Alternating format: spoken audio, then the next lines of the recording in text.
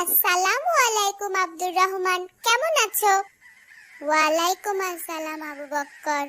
আলহামদুলিল্লাহ, আমি ভালো আছি। আমি কি তোমার সাথে খেলা করতে পারি?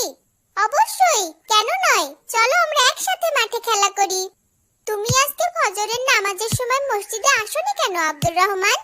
আজ সকালে ঘুম থেকে উঠতে আমার দেরি হয়ে গিয়েছিল আবু বক্কর, এজন্যই আমি বাসাতেই নামাজ পড়ে নিয়েছিলাম। কিন্তু তুমি কি জানো, একা একা নামাজ আদায় করার চেয়ে মসজিদে জামাতে নামাজ আদায় করলে আল্লাহ আমাদের 27 গুণ সওয়াব দান করেন। আমার জানা ছিল না আবু বক্কর। ঠিক আছে, ইনশাআল্লাহ এখন থেকে আমি সবসময় মসজিদে জামাতে নামাজ আদায় করার চেষ্টা করব। শুধু শুধু অল্প সময়ের জন্য কেন 27 গুণ সওয়াব থেকে বঞ্চিত হব বলো? তোমাকে অনেক ধন্যবাদ আবু বক্কর।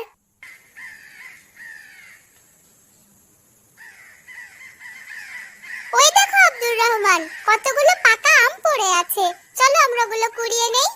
ঠিক আছে, চলো যাই।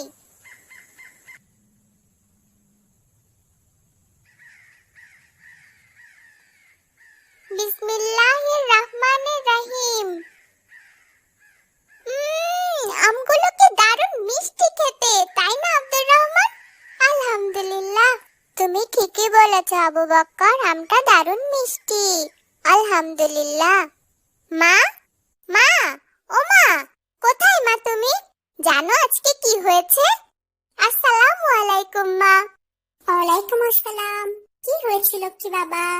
আজকে আমি আর আব্দুর রহমান যখন বিকালে মাঠে খেলতে গেছিলাম, তখন ওখানে একটা আম গাছ আছে না, ওর নিচে অনেকগুলো পাকা আম পড়েছিল। আমি আর আব্দুর রহমান কুড়িয়ে খেয়েছি, কি মিষ্টি ছিল আমগুলো, আলহামদুলিল্লাহ। কিন্তু আবু বক্কর, ওখানে কি গাছের মালিক ছিলেন? না মা।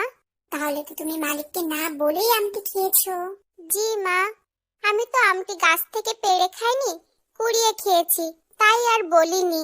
কিন্তু এটাও ঠিক হয়নি বাবা, কাউকে না বলে তার সম্পদ নেওয়া তো চুরির সমতুল্য। আমাদের ইসলামে এটাকে কঠোরভাবে নিষেধ করা হয়েছে।